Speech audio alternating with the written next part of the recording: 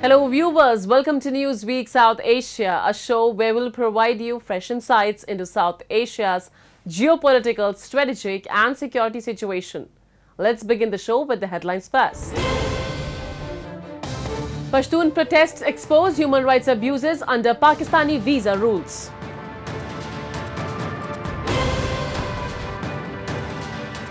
UN conference on Afghanistan faces backlash for excluding Afghan women, includes Taliban for first time.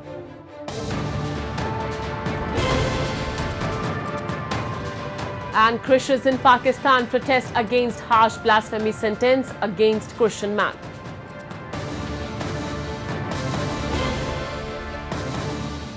The new visa regulations imposed by the Pakistani government have ignited significant unrest among the Pashtun community, with allegations of human rights violations and severe disruptions to their daily lives. Fazal-Ur-Rehman Afridi, representing the Pashtun Tahafuz Movement, brought these critical issues to the forefront during the 56th session of the United Nations Human Rights Council. The international community's response to these grievances remains to be seen. We have a report. Pashtun activists are sounding the alarm over the Pakistani government's new visa regulations, which have severely impacted the lives of Pashtun people. These stringent measures imposed near the border areas and along the controversial Durand line violate international law and have devastating effects on the social, economic and financial well-being of Pashtuns. The regulations have disrupted family, business and social connections on both sides of the border. In response, Pashtuns have been protesting these harsh restrictions. Fazal-Ur-Rehman Afridi, Executive Director of the Khyber Institute and a representative of the Pashtun Tahafuz Movement or PTM, raised these concerns during the 56th session of the UN Human Rights Council. For the last 8 months, the Pashtuns are protesting against the strict visa regulations of the government of Pakistan, which is in violation of the international law, because the people living in the vicinity, in the border areas, and especially the Durand line is controversial between Afghanistan and Pakistan. So the people living there, they have family on both sides of the Durand line. They have their businesses, they have social and economic connections with each other. The Pakistani government and military have responded violently to these peaceful protests. Over 200 Pashtun leaders have been forcibly disappeared and more than 100 people have been injured during the demonstrations. For that, for the last month, the Pashtuns are protesting and have organized a sit-in in Chaman. But instead of listening to the grievances of the Pashtun people, especially the PTM, the Pakistani government and its military is attacking the protesters, attacking the sit-in. They have systematically several times attacked this sit-in. And recently, they again attacked this sit-in. They killed a 15 years old young boy. The new visa requirements have left hundreds of Pashtuns encamped outside the Friendship Gate, the authorized border crossing between Chaman and the Afghan district of Spin Boldak, protesting the one-document regime. Additionally, the Pakistani military has been accused of extrajudicial killings and targeting innocent civilians under the guise of operations against the Tehreek-e-Taliban Pakistan and Al-Qaeda. Afridi called on the international community, particularly the United Nations, to protect the basic fundamental rights of the Pashtun people. He accused the Pakistani military of gross human rights violations against various ethnic minorities, including the Baloch, Sindhis and Kashmiris. तकरीबन 2 लाख से ज़्यादा पश्तूनों के घरों को उन्होंने मिसमार किया है। 25,000 हमारे शॉप्स और मार्केट्स को तबाह किया है और 80,000 पश्तूनों को इन्होंने कत्ल किया है, जो इनका ज़र्ब-ए-ग़ज़ब और ज़र्ब-ए-अज़ब ऑपरेशन था जो उन्होंने कंडक्ट किया, और इसके खिलाफ हम उठे, इसको इंटरनेशनल लेवल पे हमने उठाया। रिसेंटली अगेन उन्होंने टीटीपी के साथ अगेन पाकिस्तान की आर्मी ने मुआहिदा किया। टीटीपी के 25,000 उनके लीडर्स को, उनकी फैमिलीज को, उनको रीसेटल किया पख्तूनख्वा में। The human rights activist also highlighted that Pakistan's economy is driven by conflict, either waging war inside the country or continuing proxy wars against others. ये जो जेनोसाइड सिंस 20 इयर्स पश्तूनों का हो रहा है, इसमें मजीद इजाफा होगा, और हम इंटरनेशनल कम्युनिटी खासकर रीजनल पावर्स को इन्फॉर्म करना चाहते हैं कि इसमें इंटरफियर करें, पश्तूनों को इस जेनोसाइड से बचाएं। Last year, Pakistan decided that only those with valid passports and visas could cross the Chaman border. Previously, both Pakistanis and Afghans could cross using their respective identity cards. The situation remains dire, and activists continue to raise awareness about these human rights abuses. As the protests continue, the call for international attention and intervention grows louder. The question is, will the world listen?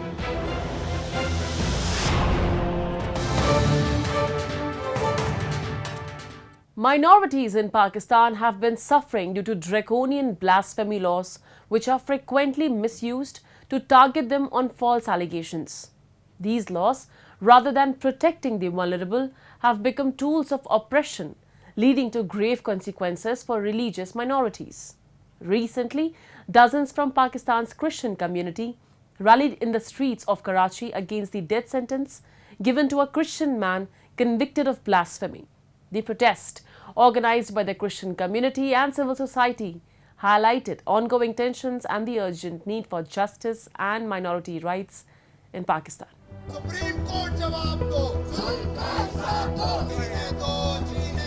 Dozens of civil society members in Pakistan's Karachi protested the death sentence given to a Christian man on blasphemy charges. Several Christians joined the rally, marking nearly a year since a major mob attack on Christians in Pakistan. The protest follows a Sahiwal court's verdict sentencing Ehsan Shan Masih to death for sharing hateful content against Muslims on social media.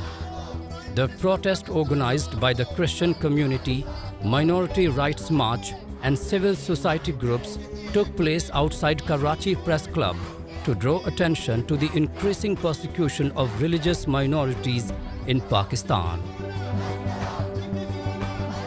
ये जो शान मसीह Sahiwal anti terrorism court ने उसको सजाए मौत सुनाई है, इस फैसले से हम मुतमिन नहीं हैं, और ना सिर्फ पाकिस्तान की सारी अक़लियतें बल्कि मसीही जहाँ जहाँ आबाद हैं उन तक ये फैसला पहुँचा। उन्होंने सदाए एहतजाज बुलंद किया। The controversy began when on 16 August 2023, 26 churches and hundreds of homes were torched in Jaranwala, Faisalabad district, after two local Christian men were accused of desecrating pages of the Quran and writing a letter with blasphemous content. This triggered outrage among Muslims who attacked churches and Christian homes. Ehsan Masih, a 22-year-old man from Sahiwal district, Note Jaranwala, posted the letter that sparked the violence on his TikTok account. Amir Farooq, a Muslim who now serves as a police officer, downloaded it and filed a complaint under Pakistan's blasphemy rules. Anti-Terrorism Court Special Judge Ziaullah Khan found Ehsan guilty of blasphemy, sentencing him to death, as well as 22 years in prison and a fine of 1 million rupees for other offences. Dushan was not party to the desecration. He was accused of reposting the defaced pages of the Quran on his TikTok account. Demand हमारी सदर पाकिस्तान से, supreme court of Pakistan से, army chief से और वज़ीर-ए-आज़म पाकिस्तान से है कि इस बच्चे को फौरी तौर पर इंसाफ दिया जाए, इस केस को फिलफौर ख़त्म किया जाए और जिन लोगों ने दर हकीकत जरावाला में तबाहकारी की, मजहबी दहशतगर्दी की, उनको वाकई सजा दी जाए।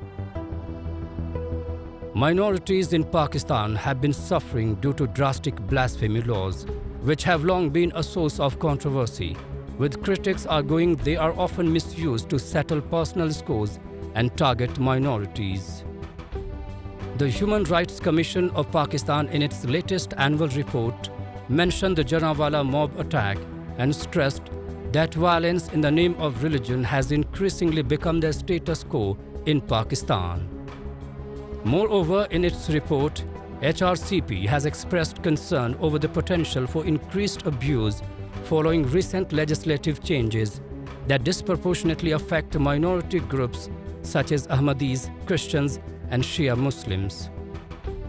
Just last month in June, in Pakistan's eastern Punjab province, Sargodha city, a Christian man named Nazir Masih was brutally attacked by an angry mob over suspicions of blasphemy. Police officials reported that Masih was accused of desecrating the Quran. The surge in sectarian violence has prompted several countries, including the US, the UK, and Canada, to caution their citizens against traveling to Pakistan. This advisory adds to the existing travel restrictions due to terrorism and other conflicts, further emphasizing the country's security challenges. Until significant reforms are made, the threat of blasphemy-related violence will continue to overshadow the lives of Pakistan's religious minorities, hindering their hopes for a safer, more inclusive future.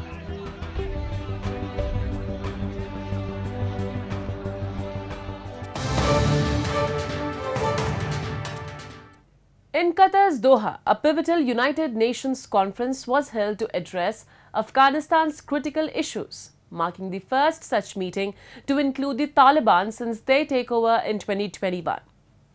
Despite the goal of fostering engagement, the conference faced backlash for excluding Afghan women and civil society representatives.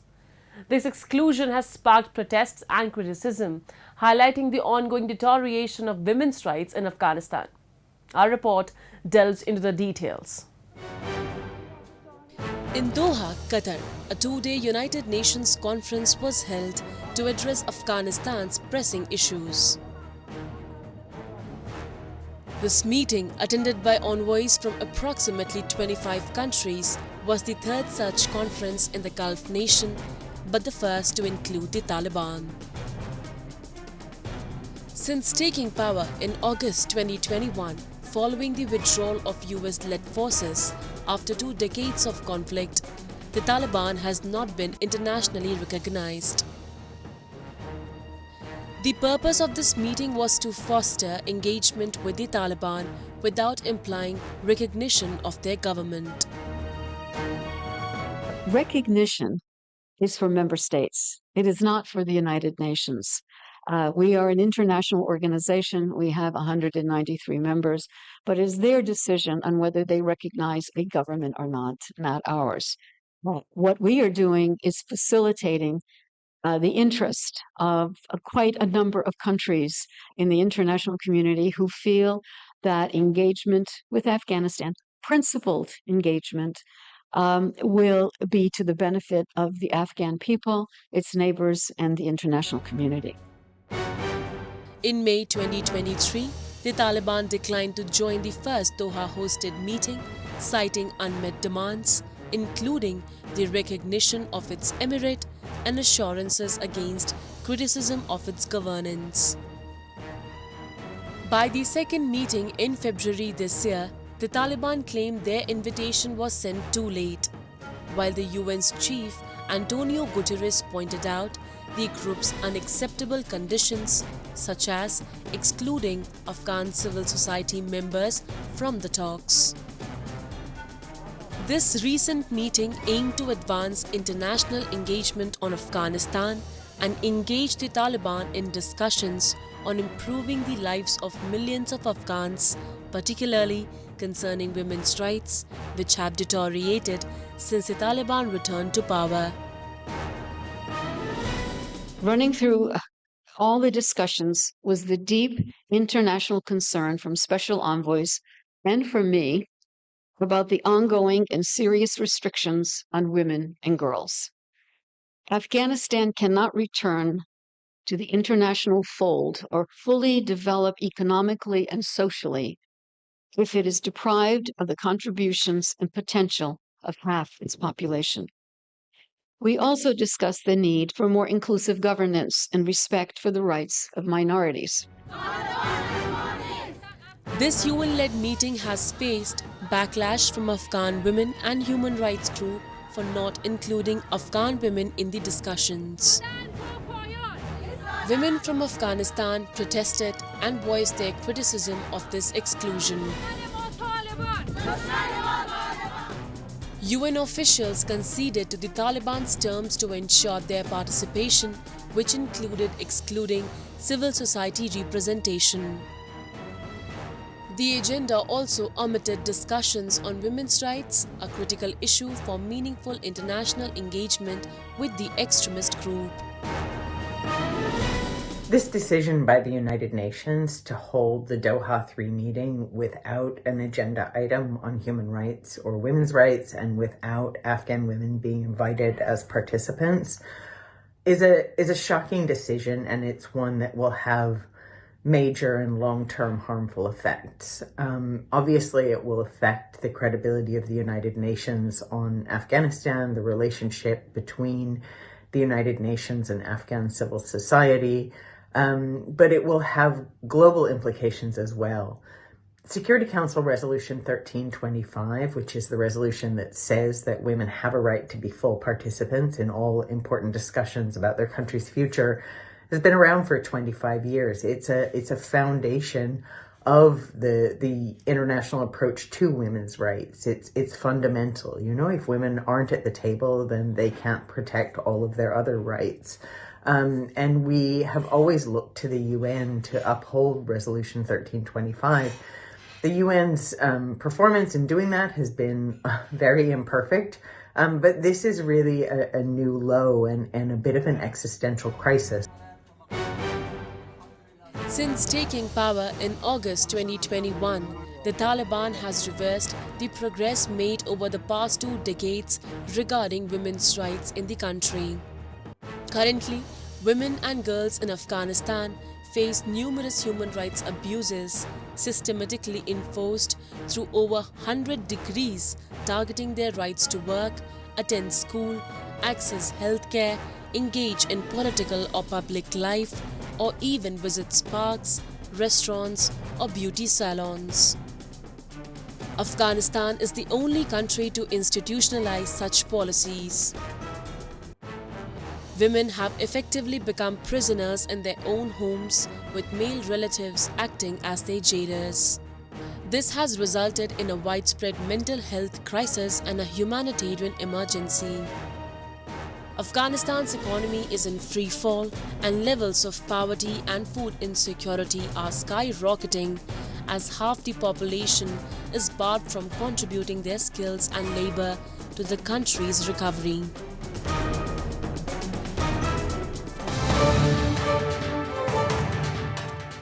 Terror camps in Pakistan continue to serve as breeding ground for terrorists, where they are trained in warfare tactics and equipped for incursions into India. These camps, doubling as logistical hubs, pose a grave security challenge as trained terrorists infiltrate into Jammu and Kashmir, often under the cover of darkness and adverse conditions. India's response has been robust, employing advanced surveillance technologies to monitor infiltration routes along the line of control.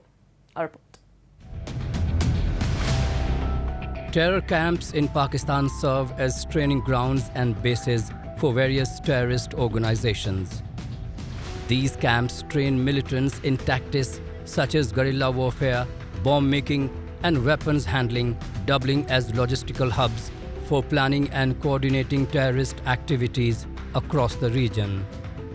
Infiltration from these camps into India's Jammu and Kashmir remains a long-standing issue, with trained terrorists crossing the line of control to carry out attacks or support local insurgencies. Infiltration routes are carefully planned, often involving crossing difficult terrain under the cover of darkness or adverse weather conditions to avoid detection by Indian security forces. The presence of these camps and ongoing infiltration pose significant security challenges for India, fueling insurgency and terrorism in the region. Pakistan provides logistical support, including weapons, ammunition, and communication equipment to facilitate operations of these terrorist groups. This support ensures that terrorists have the necessary resources to carry out attacks and sustain prolonged engagements with Indian security forces. Indian security forces, however, are actively engaged in tackling the challenge of infiltration, employing advanced surveillance technologies such as thermal imaging, drones, and border fencing to monitor infiltration routes along the line of control. कैंपें हैं, terror factories हैं, ये जो organisation से हैं वो वहां पे operate करते हैं और उनका दुकान, उनकी कमाई और उनकी बिजनेस मॉडल इसी पर चलता है कि क्या हम अंदर डाल के खून खराबा कर पा रहे हैं। अगर वो नहीं कर पा रहे हैं, उनको भी वहां पे पैसा मिलना बंद हो जाता है। उनको तरह तरह से जो पैसा मिलता है जगह जगह से, उनकी बिजनेसेस में, उनको अपनी सरकार से और दूसरे जरिए से जो मिलता है वो भी बंद हो जाता है। Terrorist groups backed by Pakistan employ various tactics to undermine communal harmony, often resorting to selective attacks aimed at provoking retaliation and exacerbating religious divisions. Recent incidents have shown targeted violence against Hindu-majority areas in Jammu, intending not only to cause physical harm, but also to foster mistrust and incite communal tensions. The terrorist attack in Riyasi on June 9 resulted in the loss of several lives, exemplifying such efforts to disrupt peace and stability in the region. These actions create an atmosphere of fear and hostility, undermining efforts towards peaceful coexistence among communities. In Jammu side, they are trying to do this primarily because they want to make it communal, because they know that there is composite population, मिले जुले लोग रहते हैं वहाँ पे, तो वो उसको खलल पाने के लिए इसको करना, मैंने उनको उस पे जोर देते हैं। हार भी रहे हैं क्योंकि कर नहीं पाते। डांगरी हुआ पर दोनों कम्युनिटी ने मिल के उसको वो करा, रेस्पॉन्स करा कि ये टेरर एक्ट है। It is not an act of Hindu versus Muslim, it is an act of terrorists who have no qualms, उनका कोई दुश्मनी नहीं है। वो जो 4, 5, 6, 7, 8, 10 लोगों, इसमें बच्चा भी एक मर गया कोई। So this is an pure act of terror where no Muslim, no Islam is ever supporting it. So even the Hindu community has accordingly prevented it from, becoming communal. That is our core strength, I believe. The police force, which is also equally composite and is guarded and is armed with not only arms and ammunition, but with public faith.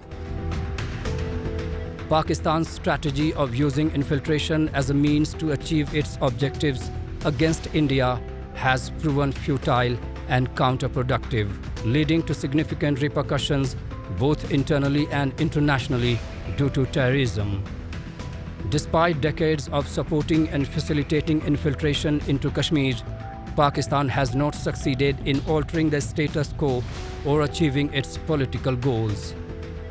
Instead, Pakistan finds itself grappling with the adverse consequences of terrorism within its own borders. Pakistan's involvement in supporting terrorism has led to international condemnation and isolation.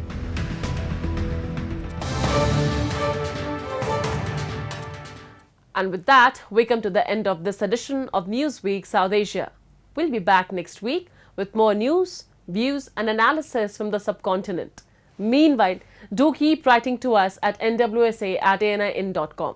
This is Shivangi Mishra signing off on behalf of the entire production team of Newsweek South Asia. Goodbye and take care.